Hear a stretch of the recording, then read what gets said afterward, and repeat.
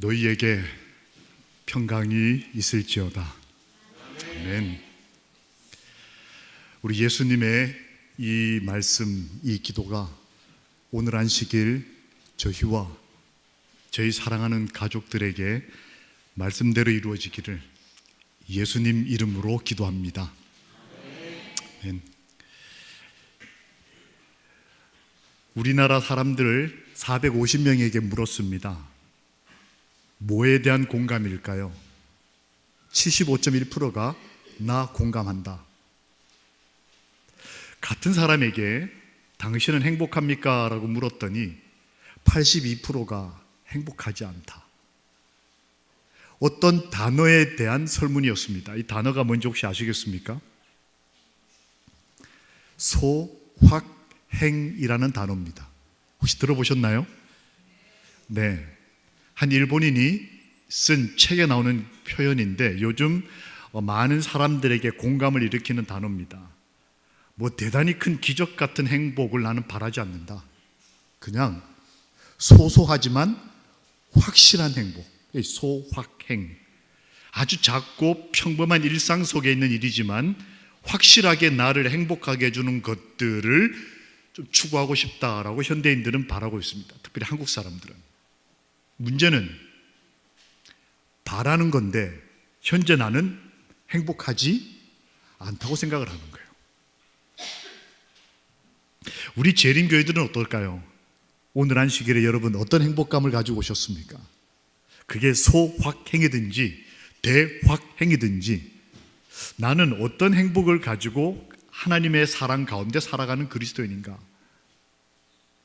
내 가족이 볼 때, 내 남편이 볼 때, 내 아이들이 볼 때 나는 어떤 그리스도인인가?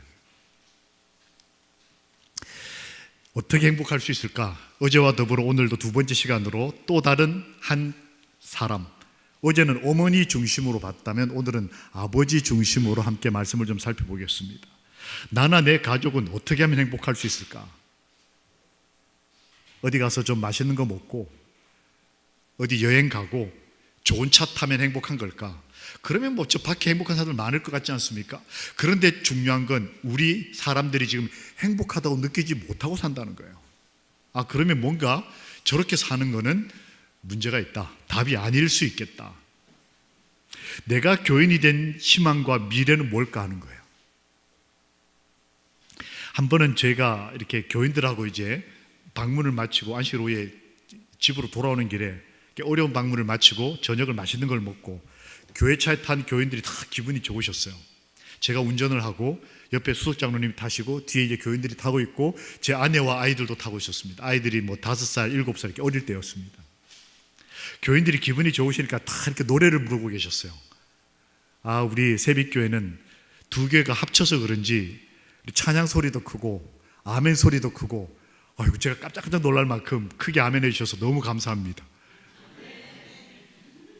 지금은 안 놀랐습니다.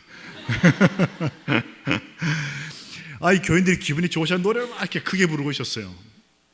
근데 할머니 한 분이, 할머니 집사님이 기분이 좋으셨 나머지 주머니에서 뭘 꺼내셨어요. 껌. 이게 뭐였냐면 저희가 어릴 때 이제 아이들에게 단 걸 먹이지 않기 위해서 애엄마가 아이들에게 이렇게 사탕이나 뭐 이런 걸 먹이질 않았습니다. 애들이 이렇게 굶주리고 있다가 어느 날 안식일날 교회를 딱 갔는데 한 할머니가 인사를 했더니 이거 껌을 주는 거예요. 이 먹어봤는데 이게 천국의 맛인 거예요. 얘는 안식일날 모든 교인 다 무시, 오직 그 할머니한테만 가서 배꼽 인사. 그러면 껌, 뭐 사탕. 안식일이 정말 행복한, 너무 달콤하고. 그런데 그날 이 할머니가 기분이 좋으시니까 저희 아이한테 껌을 다 주시지 않고 이렇게 보여주시면서 질문을 하셨어요. 저희 아들아이한테, 야 수민아, 너 나중에 커서 어른들이 기분 좋으시면 손주들에게 하는 질문 있으시죠? 뭐라고 물어보셔요? 뭐 될래? 너 커서 뭐 될래? 이렇게 물으셨어요. 제 아이가 이거 대답 잘하면 껌이잖아요. 눈이 바짝바짝 망설이지 않고 대답을 했어요. 집사님 저 크면 목사 될래요. 교인들이 와, 목회자라는 직분 자체가 뭐 이렇다 저렇다 말하기 전에 저는 기분이 굉장히 좋았습니다. 마치 아들에게 인정받은 것 같아가지고, 뭐 제가 뭘 하든지 간에 자식이 볼 때 아버지가 참 잘 산다, 그래서 나도 아버지처럼 살아야지, 뭐 이렇게, 사실 그게 아니겠죠, 그죠? 뭐 아무것도 모르는 애지만 전 느낌에 그게 너무 기분이, 막 이렇게 차를 타고 하늘로 가는 기분이. 근데 이 할머니가 꿈을 주시질 않는 거예요. 추가 질문을 하셨어요. 목사 돼서 뭐 할래? 뭐지 이게? 이 아이가 한글을 막 익힐 때 제가 사실은 아이를 교육을 했어요. 너 나가서 커서도 아니죠. 나가서 누가 너한테 커서 뭐 될래 물어보면 뭐 된다고 해라. 목사 된다고 해. 너는 아버지가 목사니까 무조건 목사 된다고 해. 계속 교육을 했어요. 그러니까 배운 적이 있는 거예요. 그러니까 바로 대답을 딱 하고 이 대답만 하면 어른들이 좋아하는 걸 이미 경험적으로 알고 있는 거예요. 근데 2번은 배운 적이 없었어요. 제가 조그마한 아이한테 너 목사 되면 뭐 하는 거다, 이거 어떻게 가르치겠어요? 그러니까 그냥 목사 되는 거야 해놓고는 가르친 적이 없어요. 그러니까 얘가 배운 적이 없으니까 이거 뭐지? 목사 되면 뭐 하는 거지? 안식일교인이 되면 어떻게 살아야 되는 거지? 우리 아버지가 장로님이고 목사님이었는데 내가 삼주학교를 나왔는데 교회는 나오는데 그 다음 어떻게 해야 되는 거지 이거? 얘가 대답을 못하니까 교인들이 노래가 멈췄어요. 조그만한 애가 대답을 안 하고 이렇게 얼굴에 온통 막 근심이 있으니까 교인들이 다 저희 아이를 이렇게 쳐다. 저도 긴장이 됐어요. 얘가 이제 대답을 잘하면 저는 계속 하늘을 나는 거고, 대답을 엉뚱한 대답을 하면 저는 그냥 하고 이제 차 안에 그 룸미러로 이렇게 뒤를 쳐다보고 얘가 고민을 하고는 드디어 고개를 들었습니다. 드디어 대답을 결정을 했어요. 그리고 이렇게 대답을 했습니다. 집사님, 저 나중에 목사 되고 나면 운전할래요.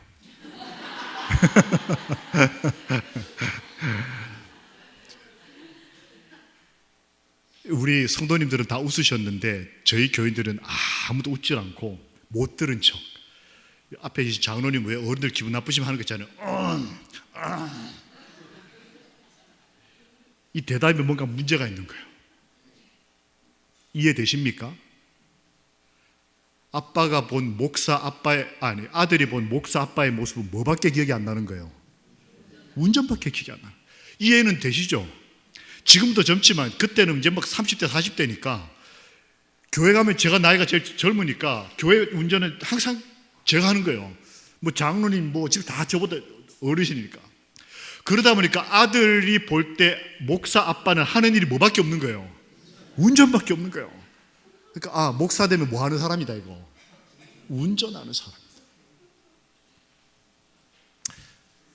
차에서 내리는데 장로님 제 손을 꽉 잡으셨는데 김 목사님, 네, 잘 사십시오. 제가 그날 밤에 잠을 잘 수 없었어요. 남들 앞에 신사적인 어떤 그리스도인의 모습 말고 내 남편, 내 아내, 내 아이들이 볼 때 나는 어떤 그리스도인인가? 아들이 볼 때 아버지 모습이 목사가 뭐고 이거 아무것도 모르겠고, 아버지 모습에서 기억나는 건 돈, 고함 지르는 거, 고집 부리는 거, 엄마 하면 공부하라는 말, 돈 아껴 쓰라는 말, 빨리 들어가서 공부하라. 뭐 우리는 우리 자녀들에게, 내 사랑하는 사람에게 어떤 모습을 보여주는 그리스도일까요?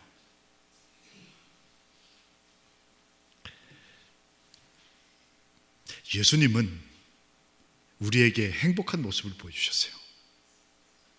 신앙하는 게 엄숙하고 경건하고 때로는 십자가의 고통을 짊어지는 어떤 결정적 결정을 할 수 있는 의로움도 예수님의 모습이셨지만, 예수님의 일상적인 모습에서 나타난 참 좋은 모습은 예수님은 행복한 분이셨다. 참 얼마나 좋은지 모르겠습니다. 그런데 한 아버지의 모습이 성경에 등장합니다. 사도행전 16장에 보면 가족을 참 사랑해서 열심히 돈 벌고 있는 아버지가 한 명이 등장을 합니다. 문제는 직장에서 문제가 벌어졌어요.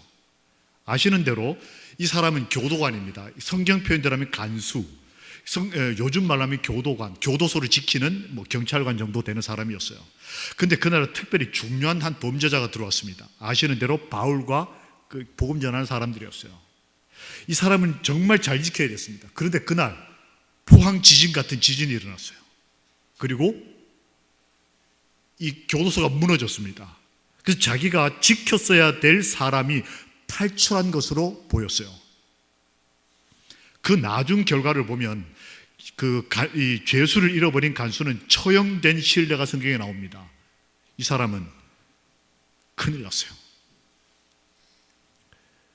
그는 한 가장이었고 가족을 사랑하는 남자였는데 열심히 사는 사람, 나이트 근무, 밤샘 근무를 계속하는 사람이었어요.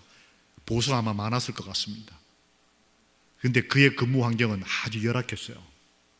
밤새도록 지하 교도소에서.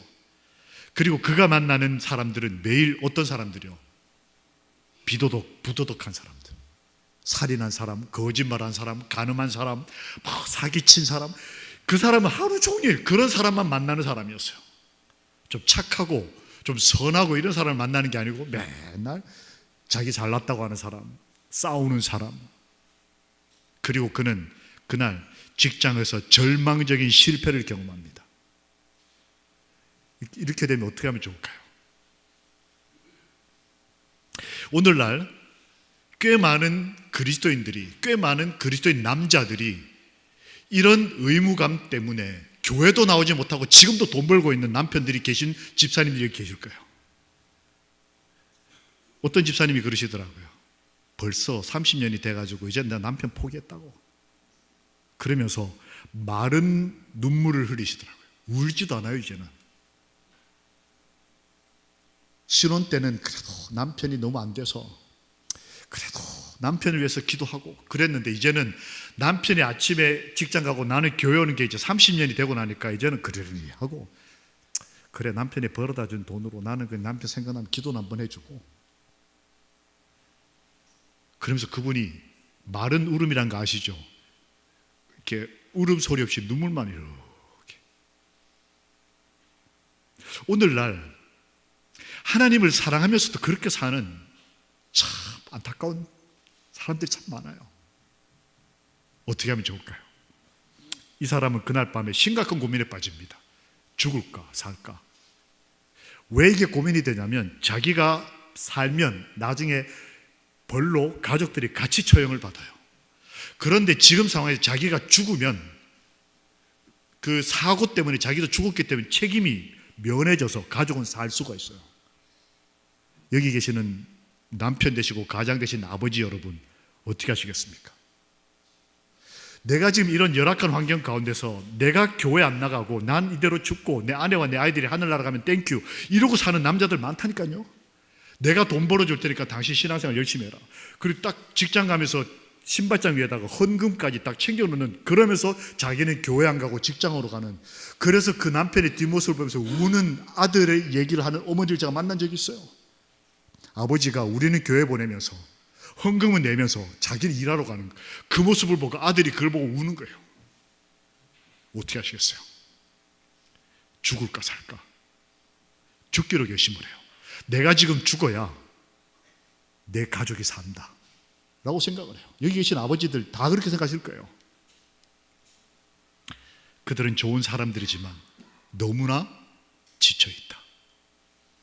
그 그리스도인들, 그 새벽교회 성도님들은 참 좋은 그리스도인이에요. 참 좋은 사람인데 문제는 지쳐있다는 거예요.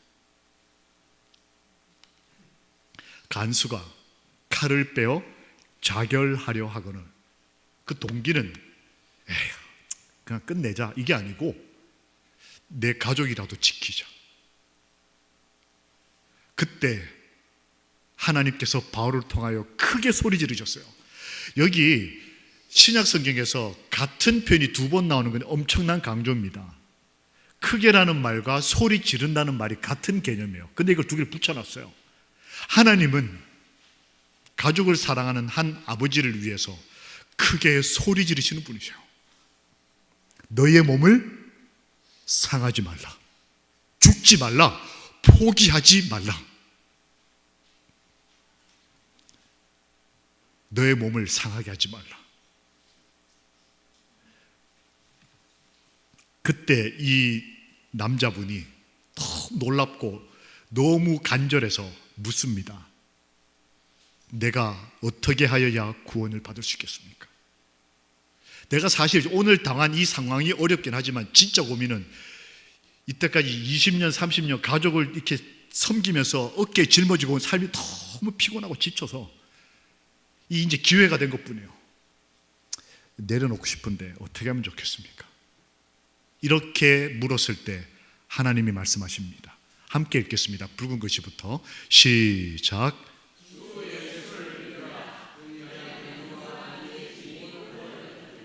주 예수를 믿으라. 이 말씀은 평범하지만 오늘 안식일에 다시 한번 저희의 결심과 선언이 되어야 할 기별입니다. 오늘 안식일에 다시 한번 예수를 믿기로 결심하십시오. 구원받는 방법이었어요. 죽을까 살까 이 질문은 다른 말로 바꾸면 믿을까 믿지 말까였어요. 일상적인 삶의 방식을 따를 것인가 아니면 예수님의 삶의 방식을 따를 것인가, 이게 죽을까 살까를 가름질하는 쪼개는 질문이었어요. 사실 이 사람은 중독된 사람이었어요. 삶에 중독된 사람. 열심히 벌어야 돼. 나이트 밤샘 근무를 해서라도 내 가족 내가 지켜야 돼. 이 일반적인 상식에 중독이 되어 있었어요.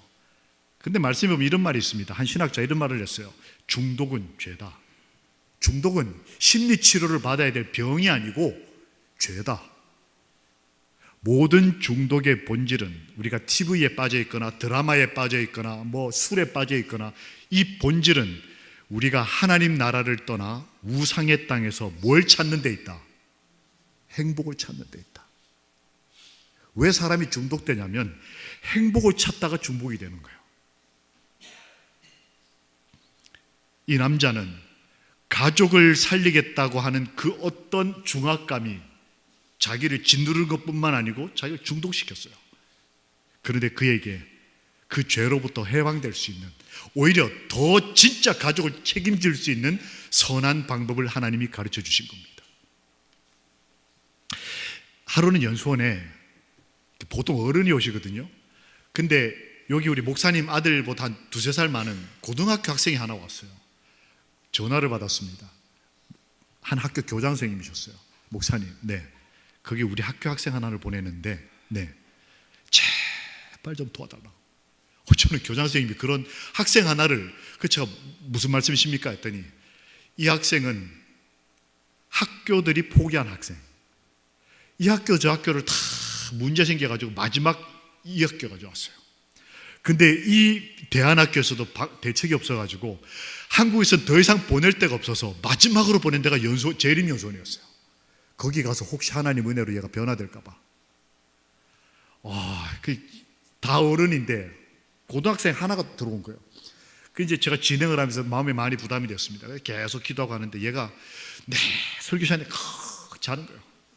자고 새벽 시간에 오지도 않고, 이거 어떡하나, 때릴 수도 없고 이거 내보낼 수도 없고 다른 데서 다 잘려가지고 오는데 그걸 어떻게 우리 마지막 연수원에서 줬어도 포기를 해버리면 얘는 더 이상 갈 데가 없는 거예요. 이제 기도만 하고 있는데 수요일 날 제가 뭘 하냐면 밭에 나가서 이렇게 봉사활동을 해요. 노작을 해요. 밭농사도 짓고 뭐 심기도 하고 거두기도 하고. 근데 그날은 김매기를 했는데 얘가 힘들었나 봐요. 할 때는 열심히 했는데 그날 밤에 얘가 몸살이 와가지고 밤새도록 앓더니 목요일 날 밥도 못 먹고 이렇게 누워서 끙끙 앓고 있는 거예요. 제가 가서 이렇게 보니까 이 젊은 애가 밥도 굶고 얼마나 배가 고프겠어요. 게다가 지금 부모 없이 학교로부터도 이렇게 일종의 이렇게 밀림을 받아서 연속까지 와서 혼자 몸살을 앓고 누워있으니까 얘가 서러웠나 봐요. 제가 문을 열고 딱 들어갔더니 이렇게 울고 있더라고요. 야, 힘내. 말도 안 해요. 대답도 안 하고. 요즘 애들 참 용감해요. 그래 하고 이제 나왔습니다. 그 이제 오후가 됐는데 제 마음속에 자꾸 이제 걔가 생각이 나는 거예요. 어떡할까 하다가 이게 생각이 났어요. 떡볶이. 그래, 얘가 지금 저희 연수원에서 떡볶이가 안 나오니까 얘가 지금 뭐 맛있는 거 좀 먹고 싶겠지 싶어서 원주 시내를 내려가가지고 떡볶이하고 케이크하고 뭐 이렇게 몇 가지를 사가지고 올라갔어요.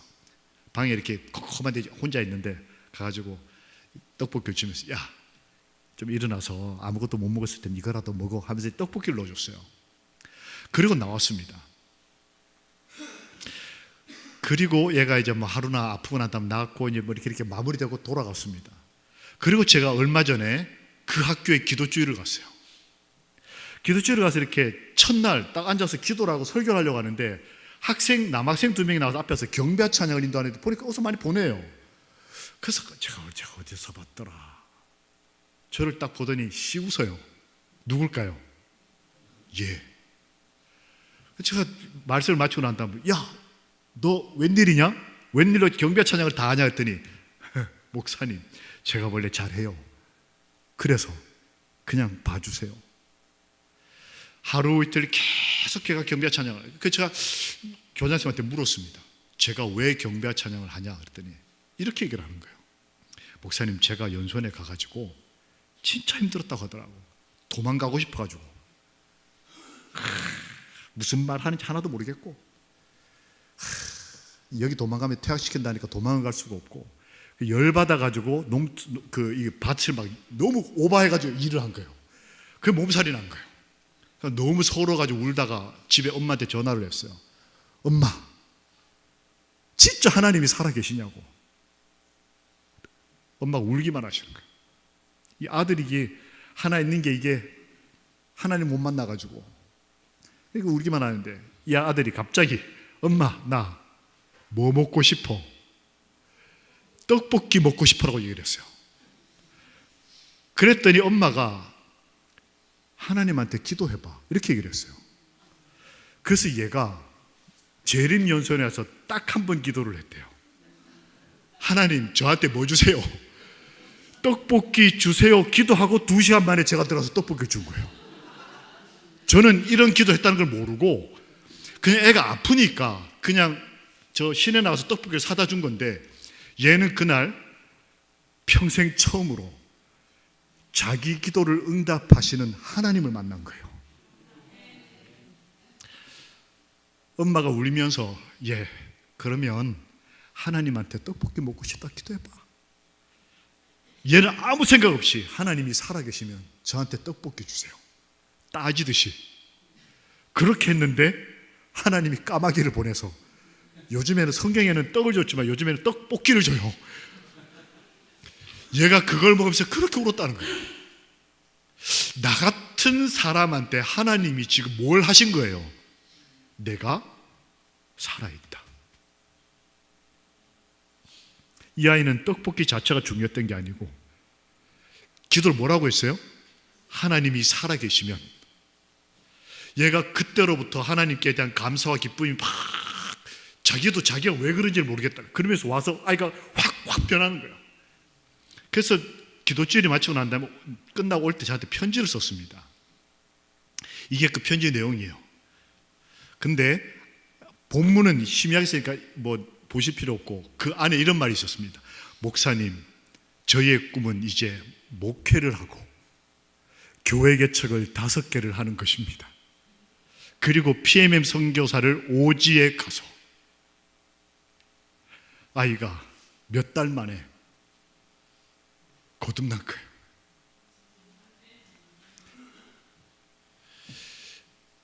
내 가족의 삶에 하나님 살아계심을 경험한 행복함이 있는가? 나는 그런 그리스도인인가? 이 사람은 그날 저녁 행복하기로 선택합니다. 예수를 믿자. 이건 과거에 내가 예수 믿고 여기 왔지만 나 당연히 예수 믿는 거지. 그게 아니에요. 오늘 이 시간에 내가 예수를 믿겠다고 다시 한번 결심하는 게 필요합니다. 두 번째는 믿고 난 다음에는 나눠주는 거예요. 방금 전까지는 이 간수는 죄수들을 때리는 사람이었어요. 억압하고 협박하고 때리고 그리고 가두는 사람이었는데, 그가 예수를 믿기로 결심하고 난 다음에 그 믿음을 구체적으로 행동으로 옮깁니다. 자기가 때렸던 사람을 데려다가 상처를 씻어주고 그들에게 먹을 것을 나눠줘요. 예수 믿는 사람은 변화를 통해서 그것을 증거합니다. 교회가 합쳐져서 새벽교회가 부흥하는 것이 아니고, 이 가운데 있는 우리 가운데 어떤 한 사람이 변화를 경험할 때에 이 교회가 하나님의 임재하심을 경험하게 될 것입니다. 많은 사람이 아니고 나 한 사람, 우리 가족 중에 나 하나가 변화될 때, 내가 누군가를 씻어주고 내가 누군가에게 내 작은 것을 이렇게 나눠줄 때. 어제 저녁에 예배를 마치고 이렇게 오는데, 어제 저녁에는 저쪽에서 예배 드리지 않습니까? 그래서 주말 봉회하면서 교회를 옮겨 다니면서 주말 봉회가 제가 처음인 것 같아요. 너무 좋습니다. 두 개를 한꺼번에 가보니까. 그래서 예배를 마치고 나가는데, 내일 아침 식사 어떻게 하냐고 막 이래저렇게 얘기가 나왔어요. 목사님이 거기 목사님 숙소에 아침 식사 나온다고, 잘 나온다니까 걱정하지 말라고. 근데 그렇게 목사님 말씀하셨는데도 사모님이 쪼르륵 오시더니 목사님 하면서 뭘 하나 주셨어요. 제가 뭘 받은지 아세요? 목사님 아들, 목사님이 뭐 받았게? 엄마한테 저 큰 눈으로 멀뚱 저말겠어요. 너무 착한, 이게 설교 시간에 졸지도 않고 말씀 이렇게 잘 듣는, 아이고 참 너무 고맙죠. 이 젊은이들이 빵 하나를 이렇게, 교회 이름이 박힌 빵 하나를, 제가 그걸 받으면서 그런 생각을 했어요. 목사님이 방금 전에 분명히 숙소에서 맛있는 거 준다 했는데 뭔가를 주지 않으면 견딜 수 없는 그 빵을 제가 가져가면서 내내 그 빵이 먹고 싶은데 제가 지금 그때 먹을 상황이 아니어가지고 먹지를 못했어요. 그리고 지금 제가 지금 저걸 언제 먹을까 지금 고민 중이에요. 근데 기분이 너무 좋은 거예요. 씻어주고 먹이는 그리스도인. 그리고 난 다음에 남에게만 그렇게 하는 것이 아니고 정말 중요한 건 3번이에요. 그 씻어주고 먹여준 사람이 방금 전까지 박해를 받던 목사님이었거든요. 바울 목사님이었어요. 그분을 데려다가 가족 안으로 모시고 왔어요. 그리고는 자던 가족들 다 깨웠습니다. 그리고 가족들을 모아놓고 뭘 듣게 했어요? 말씀을 듣게 했어요. 그리고 가족들과 함께 침례를 받고 한 믿음 가지기로 아버지가 선택을 했어요. 이 간수의 선택의 최고의 결정은 자기가 예수를 믿기로 결정한 것보다는, 남들에게 잘하는 것보다는, 제가 아버지가 돼 보니까 이제 알겠어요. 내 아내, 내 새끼들한테 잘하는 게 얼마나 어렵고 하지만 귀중한 거라는 거를. 내가 정말 예수님을 사랑한다면 그 예수님을 내 가족에게, 내 사랑하는 아이들에게, 이 사람은 진짜 행복이 뭔지를 아는 거예요. 이 철든 아버지 같아요. 그래서 이런 말이 있습니다. 예수를 믿는다면 예수의 삶의 방식도 믿어야 한다. 예수님을 믿는다면 이 간수가 그랬던 것처럼 우리도 삶에서 예수님의 삶의 방식이 그대로 적용되고 나타나는 것이 우리 삶을 행복하게 만들 것이라는 것을 우리 믿읍시다. 함께 읽겠습니다. 시작.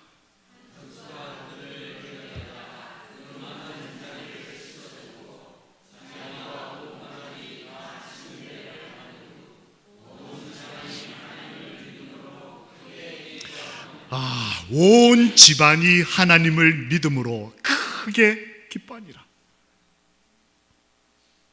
우리 새빛교회 하늘가족 여러분, 우리가 하나님을 믿음으로 우리의 온 집안이 크게 기뻐하는 행복한 가정들이 되시기를 살아계시는 예수님의 이름으로 기도합니다. 아멘. 현대교회는 영적 결핍을 테크닉과 문화 의식으로 보완하려는 성향이 농후하다. 어디 좋은 레스토랑 가서 음식 먹고, 어디 뭐 오페라 듣고 오고, 어디 뭐 좋은 책 읽고, 나 박사다, 뭐 이런 것들로 자기의 영적 결핍을 채우려고 시도한다는 거예요, 현대인들이. 그러나 그리스도인으로서의 매력적인 삶은 하나님께 맡겨진 삶, 하나님과의 교제와 임재의 능력을 꾸준히 뭐하는 삶이다? 체험하는 삶이다. 떡볶이 작은 것 하나에서도 하나님이 살아계시다는 걸 경험하는 거예요. 그리하여 온 이스라엘이 구원을 받으리라. 기록된 바 구원자가 시온에서 오사. 어제 우리가 말씀 읽었지 않습니까? 하나님의 성산 시온산에서 구원자가 시온산에서 오사 야곱에게서 경건하지 않은 것을 돌이키시겠고, 한 가정을 어깨에 짊어지고 있는 아버지 여러분, 오늘 이 사람처럼 어떤 현실의 어려움이 있을지라도 나와 내 가족은 예수를 믿기로 결심함으로 온 가족이 행복한 가장들이 되시기를 예수님의 이름으로 축원합니다. 내 남편이 그런 남편이 되기를 기도하는 아내들이 되시기를 주님의 이름으로 축원합니다. 어제 저녁 한 어머니의 행복 코드가 뭐였는지 기억나십니까? 이 아버지 행복 코드도 똑같아요. 위기에 처할 때 살아계신 하나님을 믿기로 모시기로 선택한다. 두 번째, 행복이라고 하는 것을 세상이 흔히 돈 벌고 뭐 이러고 이렇게 얻는 행복이 아니라 성경적인 행복에서 내 행복을 찾기로 선택을 하는 거예요. 똑같은 하루를 산다면 성경대로 행복을 추구하며 살겠다라고 결심하는 거예요. 그러면 세상이 줄 수 없는 하나님만이 주실 수 있는 행복과 평안을 하나님이 주신다고 하는 것이 성경의 진리입니다.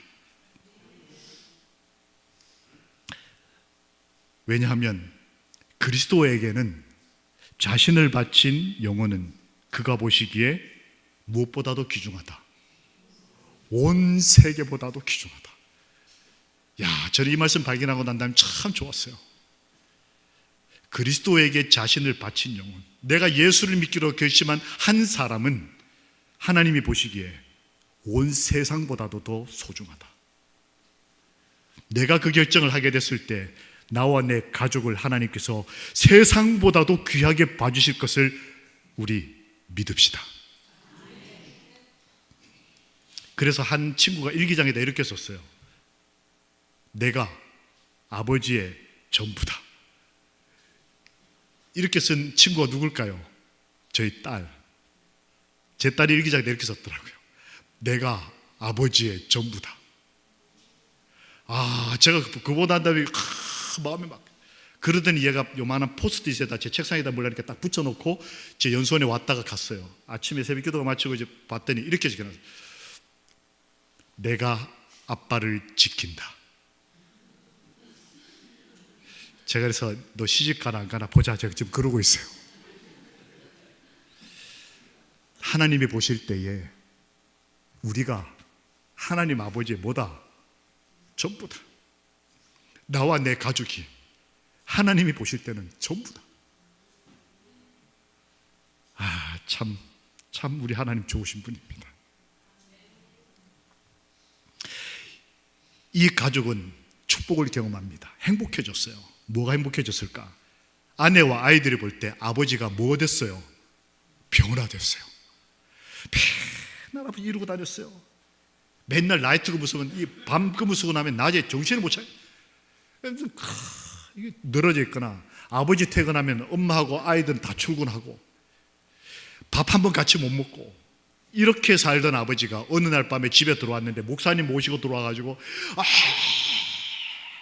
내가 살았다, 내가 죽을 뻔했는데 내가 살았다. 그걸 보는 아내와 아이들이 얼마나 기뻤을까 하는 거예요. 우리 아버지가 변했다. 우리 아버지가 행복해 하신다.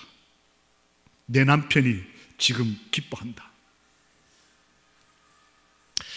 두 번째로 이 가족은 가족 전체가 구원을 받았습니다.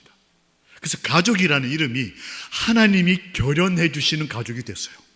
그냥 우리끼리 나 사랑해요 해서 부부가 되는 게 아니고 하나님께서 이 가족의 주인이 되사 하나님 가족으로 결연, 이 엘렌 화이트 글에 보면 결연이라는 표현이 나오죠. 하나님이 쫙 쪄주시는, 우리의 가족이 하나님의 결연으로 연결될 수 있다면 얼마나 좋을까요? 우리가 천국의 복락을 오래 누릴수록 더욱더 풍성한 영광이 우리 앞에 열릴 것이며, 그 다음부터 같이 읽겠습니다. 세 번째 줄 시작. 하나님을 알수록, 예수 그리스도를 알수록 우리와 우리 가족의 행복이 증대하겠다고 하신 이 말씀을 믿음으로 받아들이고 하나님을 알아갑시다. 여러분, 이 병이 혹시 뭔지 아세요? 이게 조금 낯선 병입니다. 수포성 표피 박리증. 저는 이거 어려워서 학명은 읽을 수도 없어요. 이 병은 쉽게 말하면 피부가 안 생기거나 없는 병이에요. 여러분, 이 피부가 없다는 거 상상해 보셨어요? 여러분, 이렇게 뛰어가다가 이렇게 넘어지면 이렇게 껍질이, 피부가 조금 벗겨지잖아요. 거기다 후 하면 이게 어때요? 물이 묻으면 아프고 따갑지 않습니까? 근데 피부가 없다고 생각해 보세요. 이거는 신생아들, 막 태어나는 아이들이 걸리는 병이에요. 근데 저 한 교회에 갔습니다. 기도주일을 하는데, 새벽에는 5시에 기도주일을 하는데 4시 45분부터 남자분 혼자 나와가지고 앞에서 경배와 찬양 인도를 하고, 저녁에는 막 한 청년들하고 이렇게 실내까지 동원된 아주 이렇게 멋있는 예배였습니다. 새벽에 교인들 한 80명 오셨어요. 근데 아무도, 여러 사람이 노래를 안 부르고 그냥 앞에서 혼자만 부르고 다들 그냥, 제가 이렇게 보니까 그 남자분이 노래를 잘 못 부르시는 것 같아요. 이게 삑삑하기도 하고. 그래서 제가 한 이틀 지켜보다가 점심을 먹으면서 담임 목사님한테 목사님, 새벽에 경배와 찬양을 하시는 저분을 이렇게 했더니 그분이 알아들으셨어요. 노래가 좀 그렇죠? 네, 왜 저분을 택하셨습니까? 라고 제가 이게 단도직입적으로 여쭤봤어요. 그때 목사님이 식사를 하시다가 이렇게 수저를 내려놓으시고는 말씀이 이렇게, 김 목사님, 저한테 한참 선배 목사님이에요. 김 목사님, 저 젊은 사람이 2주 전에 아내가, 남자분이고, 이분은 남자분이고 아내가 아기를 낳았다고. 근데 아기가 이 병에 걸려 나온 거예요. 이 병은 피부가 없기 때문에, 이 피부가 하는 역할 중에 중요한 게 뭐냐면 감염을 막는 거예요. 이 병균의 감염을 막는 건데, 피부가 없으면 이 병에 걸린 아이들은 2차, 3차 감염 때문에 빨리 죽어요. 치사율이 높아요. 그래서 제가 이 병을 알고 난 다음에 인터넷 검색을 해보니까 한국에 살아있는 애가 10명이 채 안 됐어요. 치료약이 많지 않고. 더더군다나 문제는 고통 중에 죽어가요, 아이가. 이 피부가 없으니까 애가 계속 아파요. 근데 그분 가족이 아기를 낳았는데 이렇게 낳은 거예요. 근데 그분 아기는 어떻게 낳냐면 팔꿈치, 이쪽부터 팔끝까지가 피부가 없는 채로 태어났어요. 양쪽 다. 그리고 발 무릎 밑으로도 이렇게 군데군데 피부가 없어요. 여러분, 이 피부가 없이 엄마 배를 긁고 낳았다고 생각해 보세요.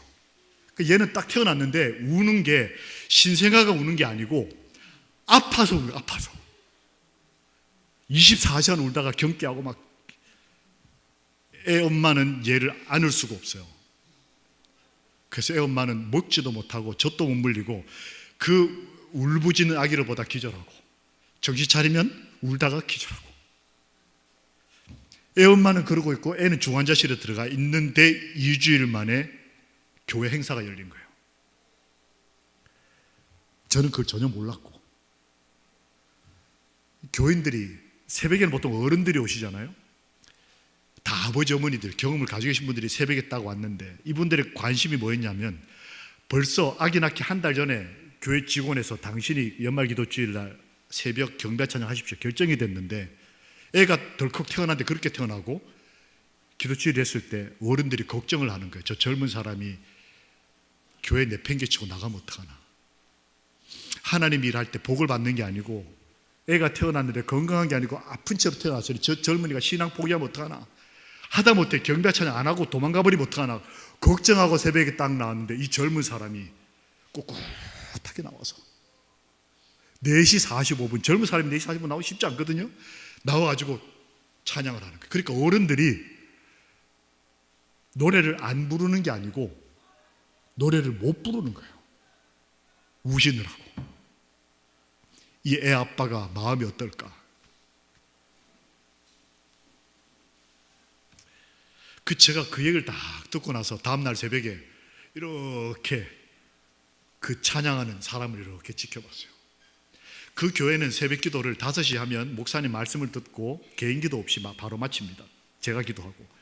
그 목사님께 여쭤봤더니 새벽 기도가 개인 기도가 필요한 사람은 더 일찍 와요. 2시, 3시에 와서 개인 기도를 1시간, 2시간 하고 저의 설교, 강사의 설교 속에서 기도의 응답을 받고 바로 직장으로 출근하시는 거예요. 제가 일찍 나가서 봤더니 이 젊은 애 아빠가 새벽 2시 반, 3시에 교회로 와가지고는 1시간이 넘도록 교회 구석에 처박혀가지고 울면서 기도하는 거예요. 하나님, 내 아이 좀 살려달라고. 내 아내 좀 안정이 되게 해달라고. 미치지 않게 해달라고. 갔는데 교인들이 방문을 갔는데 아내가 말을 안 해요. 가만히 애 우는 거 보고 있다 그대로 기절하고. 오죽하겠어요? 애가 그렇게 아파서 우는데. 여기 새끼 낳아본 분들은 다 아실 거예요. 애가 아픈 게 뭔지, 어떤 의미를 가지고 있는지를. 그러니까 이 아이 아빠가 그 경배 찬양 어떻게 보면 안 해도 그만 아니겠어요?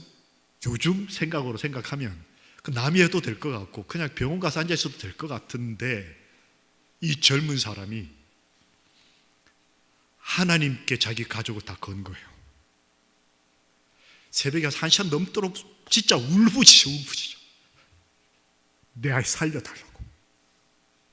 하나님이 살아계시면. 그리고 내 아내가 제발 저러다가 어떻게 안 되게 해달라고.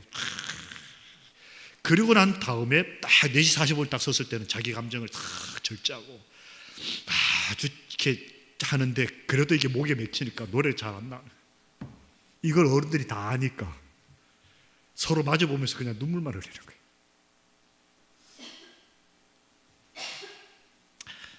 예배가 마치고 난 다음에 이렇게 뒤에 이렇게 제가 나가서 이렇게 보니까 할머니가 오셔가지고 그 젊은 사람 어깨를 탁 힘내라고. 하나님이 도와주실 거라고. 교회 어른이 계신 게 그래서 정말 필요해요. 교인들이 다 하나가 돼요. 하나가. 아, 이게 교회구나. 이게 하나님께 진짜 드리는 예배구나. 그리고 이제 헤어졌습니다. 헤어지고 난 다음에 몇 년 후에 제가 한 지역에 그 장막회를 갔어요. 장막회 제 말씀을 마치고 이제 숙소로 이렇게 가는데 여러 사람 이렇게 마주치다가 그 애기 아빠하고 딱 마주쳤어요. 오! 그 애기 아빠가 아이 하나를 안고 있는 거예요. 제가 사진을 찍었습니다. 사진 보여드릴게요. 이 사진이에요. 여러분 좀 보이십니까? 개인 프라이버시가 있어서 제가 사진을 조금 이렇게 만졌습니다. 이렇게 시커멓게 양쪽을 칠해가지고 누군지 모르게 얼굴을 조금 제가 이렇게 시커멓게 했지만 이 아이 아빠를 딱 만났는데 애기를 안고 있는 거예요. 제가 그랬더니 목사님, 하나님은 살아계십니다. 그리고 그 다음 말, 목사님, 지금 제 아이는 살아 있습니다. 라고 얘기를 하더라고요.